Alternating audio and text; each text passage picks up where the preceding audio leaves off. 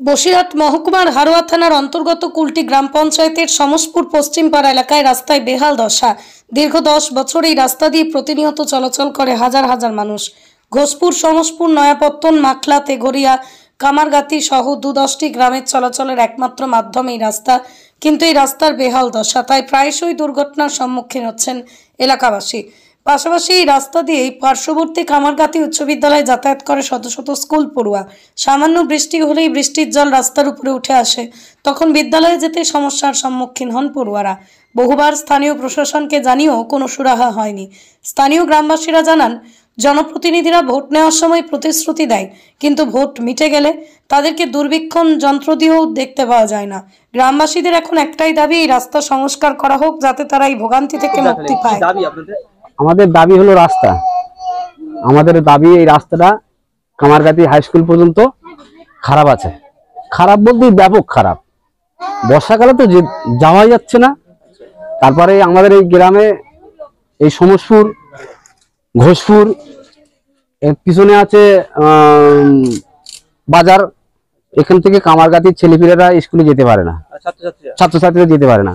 ওরা যেতে গেলে বর্ষাকালে তো এদের রাস্তা যেতে পারে না, যদি কেউ যায় পা পিছিয়ে পড়ে যাচ্ছে। আর কোনো সমস্যা মানে এই রাস্তায় যেতেই পারে না স্কুলে। বাচ্চা কাচ্চা, আমার 2টো মেয়ে আছে, স্কুলে গেলে আসলে এই রাস্তায় ঘুরে যেতে হবে।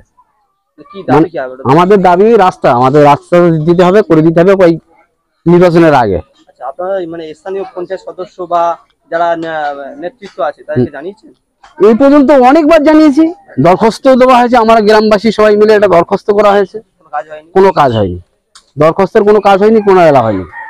কি চাইছেন? আমাদের রাস্তা এই কামারগাত হাই স্কুল পর্যন্ত আর এখানে বাজার পর্যন্ত আমাদের রাস্তাটা দিতে হবে। তারপর আমাদের এই চাষ আছে সামনে, আমাদের গ্রাম পাশে গ্রাম বিল আছে, 2 সাইডে চাষবাস হয়। আমাদের ধান টান বেচতে গেলে খুব ব্যাঘাত, খুব কষ্ট হয়, আসা যাচ্ছে না ধান টান নিয়ে। যে আমরা চাষবাস করি ধান টান নিয়ে, হ্যাঁ ধান দিয়ে গেলে আমাদের খুব কষ্ট, আমরা ধান নিয়ে আসতে পারছি না। আপনার নাম? আমার নাম কালাম আলী মোল্লা।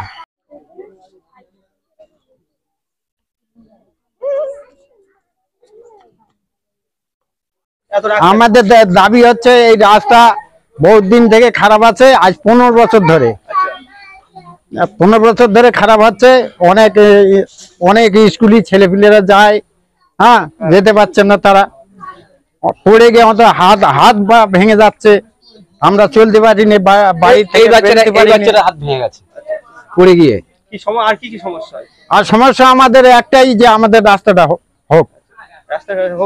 হ্যাঁ, এটাই চাইছি। কত মানুষ যাতায়াত করে এখান থেকে? তো অন্তত ডেইলি কয়েক হাজার মানুষ যায়, যাওয়া আসা করে। রাস্তা ঠিক হোক এটাই চাইছেন, তাই? হ্যাঁ, রাস্তা ঠিক হোক। স্থানীয় যারা মেম্বার প্রতিনিধি যারা আছে তাদেরকে ওনাদের জানিয়েছি বহুতবার, অনেকবার জানিয়েছি, কোনো কাজ হয় না। না। আপনার নাম? আমার নাম দুলালী মোল্লা।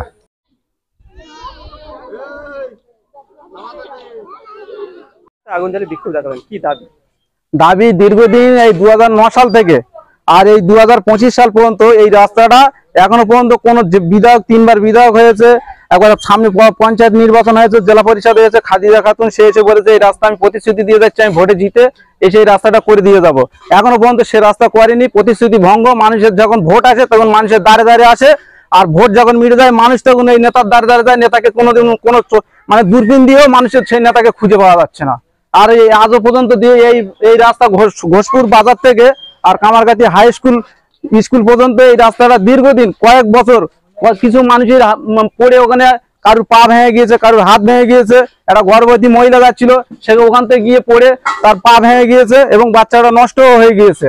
দীর্ঘদিন এইভাবে চলে যাচ্ছে। আমরা এত গ্রামবাসী দরখাস্ত দিয়েছি এবং গ্রামবাসী সব মেম্বার, এই 8টা বুথ এখান থেকে কম বেশি চলাফেরা। ঘোষপুর, সমসপুর, দারবার্গের লাউগাছির লোক, কামারগাতি, পুরাতন কামারগাতি, চৌধুরী চক, ব্রাহ্মণ চক, বানিয়াড়া, তারপর তোমার সোনপুর, সমস্ত লোক এই রাস্তা দিয়ে যাতায়াত করে। এই রাস্তাটা মেন, তার জন্য আমরা এই গরিব এলাকায় এখানে কোনো ঘর বাড়িও কেউ করতে পারছে না। এই রাস্তার জন্য কোনো মাল মিডিয়ামও নিয়ে আসতে পারছে না।